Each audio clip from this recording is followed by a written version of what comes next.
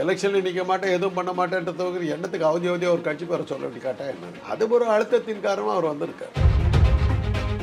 ரஜினி வர்றேன்னு சொன்ன உடனே ஒரு 15 கட்சிக்காரர்கள் ரஜினியுடன் கூட்டு அப்படின்னு போட்டாங்க. இது மாதிரி இவருக்கும் வருவாங்க. தமிழக வெற்றி கழகம் போது அது ஒன்றும் தப்பு இல்லையே. தமிழகத்துக்கு போகிறேன், தமிழ்நாட்டுக்கு போகிறேன், எல்லாம் ஒன்று தான். எங்கே பார்த்தாலும் அப்பா சந்திரசேகர் போஸ்டெல்லாம் ஓட்டினார். ஜெயலலிதா ஆட்சி கூப்பிட்டு வச்சாங்க. காலைல 11 மணிக்கு போனார். 4 மணி வரல உட்காந்துருந்தார். சார் உங்களை அப்புறம் பார்க்குறேன்னு சொல்லிட்டு போக சொல்லிட்டாங்க. விஜய்க்கு நேற்று தான் கட்சி ஆரம்பிச்சிருக்காரு. இன்னும் 2 வருஷத்தில் எலெக்ஷன்.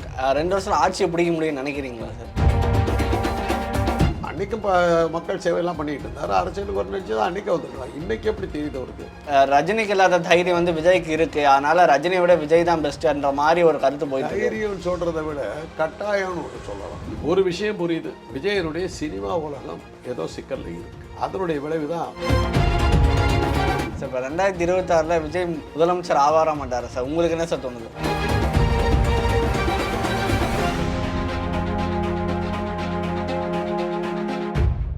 ஹியூமன் மீடியா நேயர்களுக்கு வணக்கம். இன்றைக்கி நம்ம கூட யாருக்கான்னு பார்த்தீங்கன்னா டாக்டர் காந்தராஜ் சார் தான் இருக்கார். விஜய் சார் அரசியலுக்கு வரப்போகிறாரு. அதை பற்றி அவர் என்ன நினைக்கிறாருன்னு வாங்க கேட்டு தெரிஞ்சுப்போம். சார் வணக்கம் சார். விஜய் சார் வந்து தன்னோட அரசியல் கட்சி அறிவிச்சிருக்காரு, தமிழக வெற்றி கழகம் அப்படின்னு. நீங்கள் இதை பற்றி என்ன சார் நினைக்கிறீங்க? அவரோட அரசியல் வருகையை பற்றி என்ன நினைக்கிறீங்க? அவர் அரசியலுக்கு வரதா சொல்லியிருக்காரு. போர்டு வச்சு பூஜை போட்டிருக்காரு. அவ்வளோதான் பண்ணியிருக்காரு. வேறு என்ன பண்ணியிருக்காரு? வந்துடுவாங்க.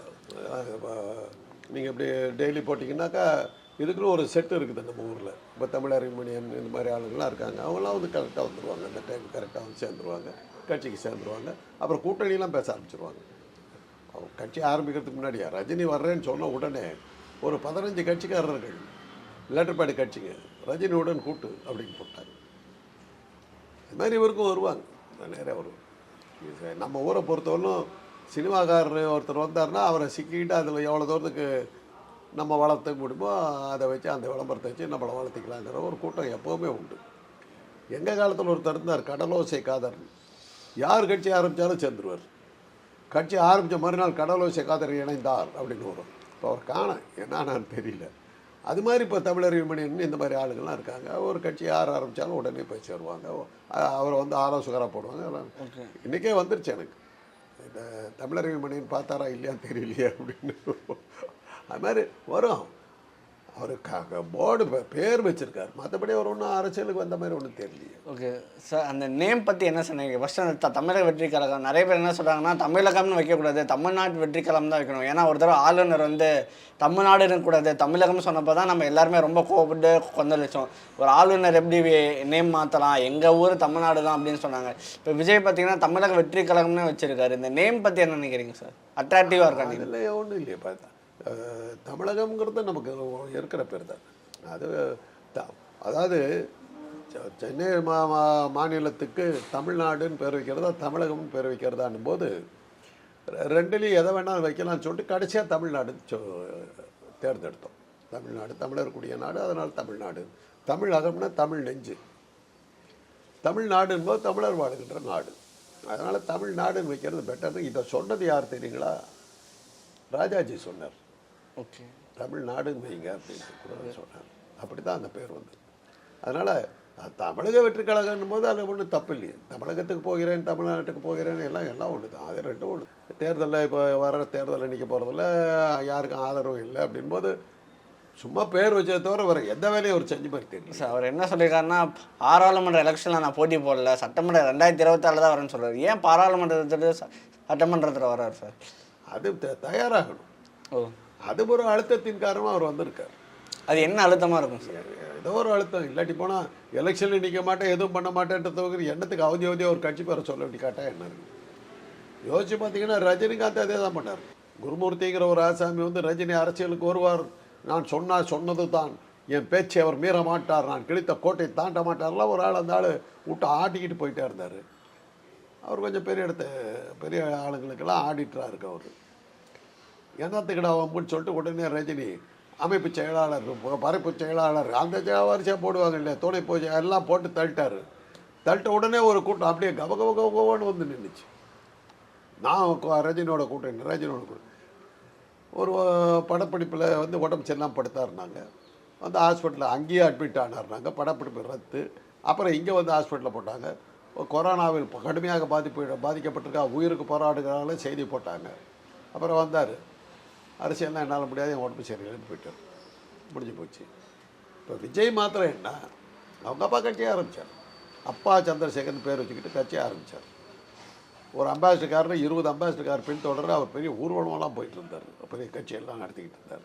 இப்போ எங்கே பார்த்தாலும் அப்பா சந்திரசேகர் போஸ்டெல்லாம் ஓட்டினார். ஜெயலலிதா ஆட்சி கூப்பிட்டு வச்சாங்க, வர சொல்கிறாங்க, மேடம் வர சொல்கிறாங்கன்னு விஜய் போனார். காலைல 11 மணிக்கு போனார். 4 மணி வரலும் உட்காந்துருந்தார். கூப்பிடவே இல்லை. 4 மணிக்கு ஒரு ஆள் வந்து, சார் உங்களை அப்புறம் பார்க்குறேன்னு சொல்லிட்டு போக சொல்லிட்டாங்கன்னார். விஜய்க்கு புரிஞ்சு போச்சு, கட்சி ஆரம்பித்தா நம்மளை காலி பண்ணிவிடுவாங்கன்னு தெரிஞ்சுது. அவங்க அப்பாட்ட வந்தார், மரியாதையாக கட்சியை மூடுன்ட்டார். அன்றைக்கி அவர் அரசியலுக்கு வந்திருக்கலாமே. இன்றைக்கி அவர் கொடுத்துருக்கிற காரணங்கள் அன்றைக்கி வந்ததில்லை. அன்றைக்கும் மக்கள் சேவையெல்லாம் பண்ணிகிட்டு இருந்தார். அரசியலுக்கு ஒரு நினச்சி தான் அன்றைக்கி வந்திருக்கலாம். இன்றைக்கி எப்படி தெரியுது அவருக்கு? சார் அன்னைக்கு அவங்க அப்பா ஆரம்பித்த போது தடுத்தவர், இன்றைக்கி அதே கட்சியை ஆரம்பிக்கிறேன்னு சொல்கிறதுக்கு காரணம் என்ன? ஓகே, எங்கிருந்து வந்தது அழுத்தம்? ஓகே சார், அன்னைக்கு அவர் ரொம்ப சின்ன ஸ்டாராக இருந்தார், இன்னைக்கு ஒரு மிகப்பெரிய சூப்பர் ஸ்டார். அன்னைக்கு அவர் பெரிய ஸ்டார் தான். ஓகே, அன்னைக்கு அவர் பெரிய ஸ்டார் சார். இருந்தாலும் இன்னைக்கு அவர் இருக்கிற உச்சம் வேறு, அவரோட பிஸ்னஸ் லெவல் வேறு, எல்லாமே ஒரு மிகப்பெரிய செல்வாக கூட இருக்கார். அதை நம்ம ஒத்துக்கிட்டு தான் ஆகணும். இன்றைக்கி வராரு, இது மூலமாக அரசியலில் என்ன மாற்றம் நடக்கும் நீங்கள் நினைக்கிறீங்க சார்? தெரியாது. இப்போ நீங்கள்லாம், ஆனால் உங்ககிட்ட ஒரு மாற்றம் வந்துருச்சு. எல்லாம் துடிச்சிக்கிட்டு வந்துட்டீங்க. நீங்கள் இதை வச்சுக்கிட்டு எவ்வளோ இது பண்ண முடியும், டெய்லி நியூஸ் போட்டுக்கிட்டு உட்காந்துட்டு இருக்க முடியும். உங்களுக்கு நல்ல பொழுது போகும், மீடியாவுக்கு நல்ல பொழுது போகும், அது நல்லா நடக்கும். அவர் தான் சொல்லிட்டார் 2026ன்ட்டார். ஓகே, 2026 பூமி இருக்க போதா இல்லையா, சூரியன் இருக்க போதா இல்லையா, எலெக்ஷன் வந்து இதே மாதிரி தான் நடக்குமா இல்லையா, எதுவுமே தெரியாது. தினசரி மாற்றங்கள் நடந்துக்கிட்டு இருக்குங்க. அப்படி இருக்கும்போது நீங்கள் எதை நம்பிக்கிட்டு நீங்கள் வந்து எதிர்காலத்தை திங்க் பண்ணிக்கிட்டு இருக்கிறீங்க? இன்றைக்கி இருக்கிற தேவைகள்லாம் நாளைக்கு இருக்காது. இப்போது சோலார் எனர்ஜி வந்துக்கிட்டு இருக்குது, எலக்ட்ரிக் எனர்ஜி இது வந்துக்கிட்டு இருக்குது, பெட்ரோல் போக போகுது. பெட்ரோல் போச்சுன்னா ஒரு மாபெரும் மாற்றத்துக்கு உலகம் போயிட்டுருக்குது. ஆர்டிஃபிஷியல் இன்டெலிஜென்ஸ் வந்துக்கிட்டு இருக்குது. சாட் ஜிபிடின்னு டெக்னாலஜியில் எங்கேயோ போயிட்டுருக்கு, டிஜிட்டல் டெக்னாலஜி எங்கேயோ போயிட்டுருக்குது. இதையெல்லாம் அடிப்படையாக வச்சுக்கிட்டு நீ கட்சியை நடத்த போறியா? அன்றைக்கி தேர்தல் ஒன்று நடக்குமா? இதே மாதிரி தேர்தல்லாம் நடக்குமா? இப்படி தான் ஆட்சி முறை இருக்குமா? இதெல்லாம் தெரியுமா? நினச்சி பார்த்துருக்கியா? இன்றைக்கே உங்கள் கதி என்ன? சினிமா போயிடுச்சு, சினிமா இல்லை இன்றைக்கி. சூப்பர் ஸ்டாருன்றீங்க, ரைட்டு. எந்த படம் ஓடிட்டு இருக்குது? எந்த படம் ஓடிட்டு இருக்குது? சூப்பர் ஸ்டார் போட்டிங்க. லியோ படம் வந்த உடனே 1500 கோடி என்னமோ ஒரே ஷோவில் வந்துருச்சுன்னு போட்டிங்களா? நீங்கள் தானே செய்தி போட்டிங்க. 1500 கோடிக்கு மேலே இருக்காது ஒரு ஷோவில். உலகம் பூரா இது லியோ படம் பார்த்தாங்க. நீங்கள் 1500 கோடி எப்படி வந்துன்னு தெரியல. அப்போ தான் நினச்சிக்கிட்டேன், என்னடா இந்த அதானி அம்பானி இந்த பில்கேட்ஸ் இந்த பைத்தியக்காரனுங்கெல்லாம் தொழிற்சாலை கட்டிக்கிட்டு அதை கட்டிக்கிட்டு இருக்க. விஜய் போட்டு ஒரு படம் எடுத்தாங்க, ஒரு ஷோவில் 1500 கோடி வருது, 2 ஷோ ஓட்டலாம் 3000 கோடி. இதை விட என்னையா பணம்? அவ்வளோ பைத்தியக்காரனுங்க. ஆனால் நீங்கள் எழுதுனீங்க 1500 கோடி வர சொல்லணும் அப்படின்னு. அப்புறம் கேட்டாக்கா படம் 2 வாரத்தில் போயிடுச்சு. 3ஆவது வாரம் பார்த்தாக்கா டிவியில் ஓடிட்டு, ஆனால் அதே ஆகிடுச்சு. அப்புறம் கேட்டாக்கா 4ஆவது வாரம் படம் சரியாக போகலன்னாரு. ஒரு விஷயம் புரியுது, விஜயனுடைய சினிமா உலகம் ஏதோ சிக்கலில் இருக்குது. ஓகே, அதனுடைய விளைவு தான் எப்போவுமே அரசியலுக்கு ஒரு நடிகர் பெருசாக இருக்கிற ஒரு நடிகர் வர்றாருன்னா அவருடைய மார்க்கெட் உழுந்துக்கிட்டு இருக்குதுன்னு அர்த்தம். ஆக அவருடைய மார்க்கெட் உழுவுதோ என்னமோ அதனுடைய காரணமாக இருக்குது. நேற்று தான் கட்சி ஆரம்பிச்சிருக்காரு, இன்னும் 2 வருஷத்தில் எலெக்ஷன். 2 வருஷம் ஆட்சியை பிடிக்க முடியும்னு நினைக்கிறீங்களா சார்? ஒரே மக்கள் ஆதரவு தான் ஒரே நாளில் முடிச்சிடலாங்க.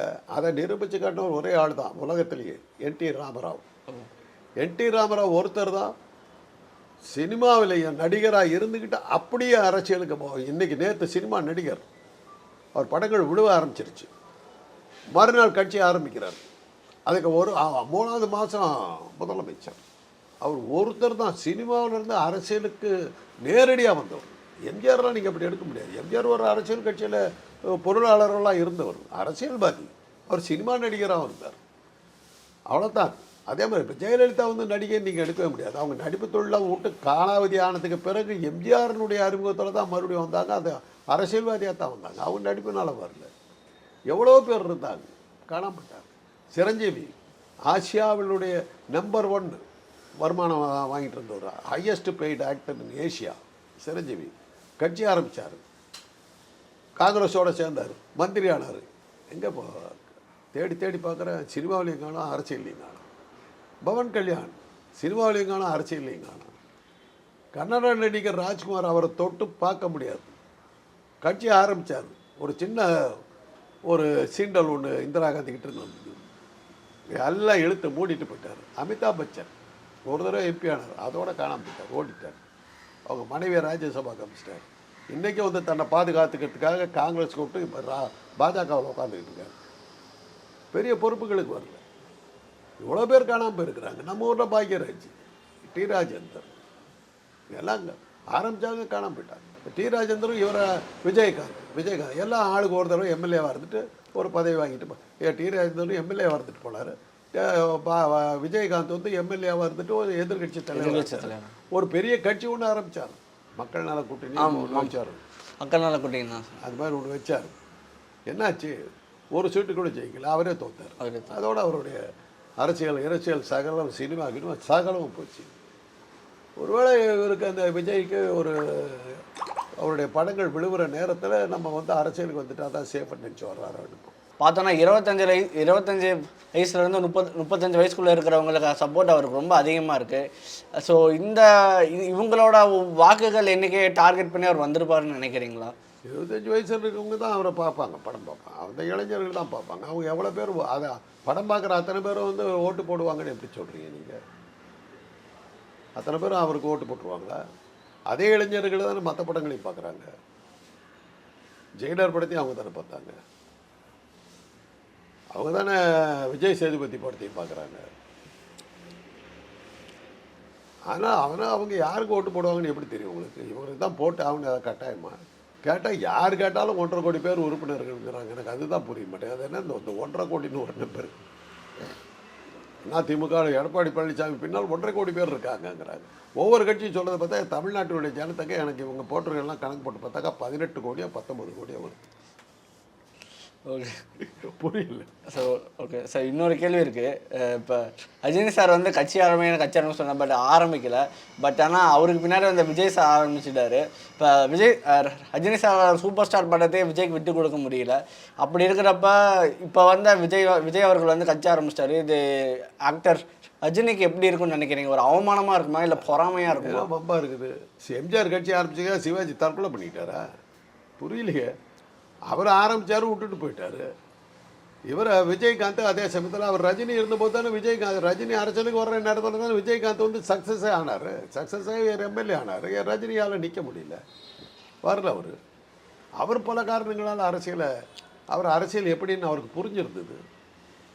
அரசியல் நல்லா தெளிவாக புரிஞ்சு அவருடைய சிந்தனை தெளிவாக இருந்தது. விஜயகாந்த் வந்து இதில் யாரோ ஒரு ஜோசியம் சொன்ன பேச்சு கேட்டு தான் வந்தார். அது பிரகாரம் நடந்தது. ஒரு பதவியில் வந்துட்டார். இது எதிர்கட்சி தலைவர்னாவே அமைச்சர் அந்தஸ்து, அமைச்சர் தகுதி. அது கார் கொடுப்பாங்க, பிஏ கொடுப்பாங்க, செக்யூரிட்டி கொடுப்பாங்க, எல்லாம் இருந்தது. அதெல்லாம் வச்சுக்கிட்டு ஒரு தடவை இருந்தார், ஒரு டேர்ம் இருந்தார். அடுத்து அப்படி வந்து அந்த மக்கள் நல கூட்டணி அட்ரஸ் எல்லாம் தோற்று போச்சு. இல்லை அன்றைக்கி வந்து நீங்கள் கிளப்பி விட்ட இதில் அன்றைக்கி இருந்த அத்தான தமிழ்நாட்டு கட்சியும் அவரோட கூட்டணி சேர்ந்தாங்க. யார் ஒருத்தர் பாக்கியெல்லாம் சேர்ந்தாங்க, சேராதவங்களே கிடையாது. அதிமுகவும் தனியாக தான் நின்றுச்சப்போ. கடைசியில் என்னாச்சு? திமுக வெற்றி, அதிமுக அடுத்த இடம் காணாமல் போனது மக்கள் நல கூட்டணி. இவரே தோத்தார், விஜயகாந்த் தோத்தார். அதோட அவர் கதையை முடிஞ்சு உடம்பு கட்டுச்சு, எல்லாம் கட்டிச்சு போயிட்டார். இல்லை சார், இப்போ ரீசெண்டாக என்ன பிரச்சனை ப்ராப்ளம், சூப்பர் ஸ்டார் பட்டம் யாருக்கு இருந்தால் பிரச்சனை போயிருந்துச்சு. அடுத்த சூப்பர் ஸ்டார் வந்து விஜய் தான் அப்படின்ற மாதிரி போயிட்டு இருந்துச்சு. இப்போ ரஜினிக்கு இல்லாத தைரியம் வந்து விஜய்க்கு இருக்குது. அதனால் ரஜினியை விட விஜய் தான் பெஸ்ட்டுன்ற மாதிரி ஒரு கருத்து போயிட்டு. தைரியம் சொல்கிறத விட கட்டாயம்னு ஒன்று சொல்லலாம். ரஜினி அதுலேருந்து எப்படி வழி வருதுன்னு தெரிஞ்சு தப்பிச்சுக்கிட்டாரு, இவர் மாட்டிக்கிட்டாருன்னு வச்சுக்கலாம். ஓகே சார், வேற ஒன்று. ஓகே, அமலாக்கத்துறை இருக்கிற வரையிலும் பாஜக சொல்கிறது கேட்டுக்கிட்டு தான் வரும். அது பாஜகவுடைய உருவாக்கம் தான். ஓகே சார், இப்போ 2026 விஜய் முதலமைச்சர் ஆவார மாட்டாரா சார்? உங்களுக்கு என்ன சார் தோணுது? கண்டிப்பாக ஆவார். கண்டிப்பாக ஆவார். Okay sir. அவருன்னு ஒரு ராஜ்யத்தை உருவாக்கிட்டு அவர் தான் சொல்கிறீங்களா, ஒரு படத்துக்கு 150 கோடினாக்க இப்போ வந்து உங்கள் கணக்கு பிரகாரம் பார்த்தீங்கன்னா 15-20 லட்சம் கோடி அவர்கிட்ட இருக்கலாம். ஒரு தீவை வாங்கிட்டு நித்யானந்த மாதிரி போய் உட்காந்துட்டு ஜம்முன்னு தான் நம்மளே ஜனாதிபதி அப்படின்லாம் வாங்கிக்கலாம்ல. அது மாதிரி ஒரு தீவை வாங்கிட்டு அங்கே போய் ராஜாவாக இருக்கலாம், முதலமைச்சர் எந்த போஸ்ட்டில் வேணாலும் இருக்கலாம், அப்படி ஆகிறதுக்கு சான்ஸ் இருக்குது. ஓகே சார், விஜய் அவர்களுக்கு தைரியம் நிறையா இருக்குன்னு எடுத்துக்கலாமா? ஏன்னா இப்போ 50 வயசு தான் ஆகுது அவருக்கு, செம்ம பீக்கில் இருக்காரு, ரொம்ப பெரிய சம்பளம், ரொம்ப பெரிய செல்வாக்கு இருக்குது, அது எல்லாத்தையும் அப்படியே சடனாக விட்டுட்டு அரசியலுக்கு வராரு, இது மிகப்பெரிய தைரியம்னு எடுத்துக்கலாமா விஜய்க்கு? தைரியம்னு என்ன எடுத்துக்கலாமா, இல்லை பயத்தினுடைய கட்டாயத்தினால பயந்து வந்திருக்காருன்னு எடுத்துக்கலாமா, யாருக்கு தெரியும்? அவர்கிட்ட போய் கட்டாயம் தெரியும். அவங்க அப்பா ஆரம்பித்த போது ஒரு தடவை ஒரே ஒரு மிரட்டல், அவங்க அப்பா போய் கட்சி மூடுன்ட்டு போயிட்டாரு, மறுபடியும் அதே ஒரு மிரட்டல் வந்தால் ஓட மாட்டாருன்னு என்ன நிச்சயம் இருக்குது? கேரண்டி கொடுக்குறீங்களா? ஏற்கனவே ஓடினவர் தானே. சரி, ஓகே, கேரண்டி கொடுங்க. கற்பனையில் என்னமோ ஓட்டிக்கிட்டே போகிறீங்க, நாட்டுக்கே வந்துடுவாராம் 2026, 3026, 4026 சந்திரன் மண்டலத்துக்கு அவரே வந்துடுவாரான்லாம் கேட்டுக்கிட்டே போகிறீங்க, உங்கள் ஆட்சியை சொல்லிட்டே போகிறீங்க. போன தடவை கூப்பிட்டாங்க, 11 மணிக்கு கூப்பிட்டாங்க, 4 மணி வரலும் பார்க்கல, புரிஞ்சு போச்சு நம்ம அரசியல் வந்தாக்க நம்ம கிளம்பி விடுவோம். உடனே அவங்க அப்பா கூப்பிட்டு இந்த வேலையை வச்சுக்க அப்பனையே நான் ஏற்றுக்க முடியாதுன்னு சொல்லிட்டு போன ஒரு ஆள், பயந்து போன ஆள் மறுபடியும் ஒரு மிரட்டல் வந்தால் ஓட மாட்டாருன்னு என்ன நிச்சயம்? சரி, ஓகே, தைரியம் நீங்களா, அந்த தைரியம் அன்றைக்கி எங்கே போச்சு? ஓவராக சரி நீங்கள் உங்கள் ஆட்சியை சொல்கிறீங்க, இன்றைக்கி சூப்பர் ஸ்டார் அவர் ஏன் கட்சி ஆரம்பிக்கிற இந்த எலெக்ஷன் நிற்க வேண்டியதானே? இன்றைக்கி அவ்வளோ பெரிய செல்வாக்கில் இருக்கிறதா நீங்கள் சொல்கிறீங்க, திருப்பி சொல்கிறீங்க, நீங்கள் சூப்பர் ஸ்டார் அப்படின்னு உயிரை விடுறீங்க. அவர் ஏன் இந்த எலெக்ஷன் நிற்க மாட்டேங்கிறார்? நிற்க வேண்டியது தானே. ஒரு ஆயத்த பணிகள் நிறைய. என்ன ஆயத்த பணிகள்? அவருடைய ரசிகர் மட்டும் தான் ஓட்டு போட போகிறாங்க. ரசிகர் மட்டும் ஏற்கனவே இருக்குது. அதில் இப்போ 150 இடங்களில் வந்து அவங்க கவுன்சிலர்லாம் ஜெயிச்சிருக்காங்கன்ற ஒரு கணக்கு வேறு நீங்கள் மீடியாக்கள் தான் சொல்கிறீங்க. அவங்கெல்லாம் வச்சுக்கிட்டு நடத்திட்டு போக வேண்டியது தானே. இந்த எலெக்ஷனில் நிற்க வேண்டியது தானே. 6 மாதம் இருக்குது டைம், நிற்க வேண்டியது தானே. யாரோட கூட்டணி, யார் கூட்டணி கிடையாது, தனியாக நிற்பேன்னு சொல்ல வேண்டியது தானே. தைரியம்ன்றீங்களே, தைரியம் வரலையே. இதெல்லாம் தைரியத்தில் வராது, இதெல்லாம் வேற மாதிரி இல்லை. சரி, ஓகே சார். தைரியசாலின்றீங்க, நிற்க மாட்டேங்கிறாரு, நிற்க சொல்லுங்க. சரி, ஓகே சார். இவ்வளோ நேரம் நான் கேட்ட கேள்விக்கு பொறுமையாக பதில் சொன்னீங்க. இதே மாதிரி இன்னொரு இன்டர்வியூவில் சந்திப்போம். நன்றி சார்.